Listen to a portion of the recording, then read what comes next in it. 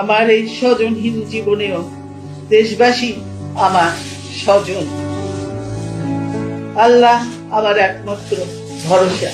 আমি যেমন থাকি, যেখানেই থাকি, যতক্ষণ বেঁচে থাকবো দেশবাসীকে ছেড়ে যাব না। দেশের বাইরে নয়, দেশেই শেষ নিঃশ্বাস ত্যাগ করলেন তিনি।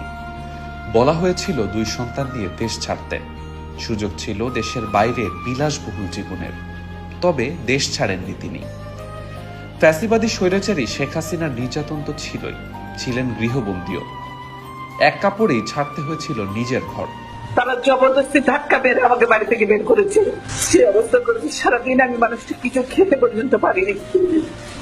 আমার বাড়ির লোকজনকে কিছু খেতে পর্যন্ত দেয়নি।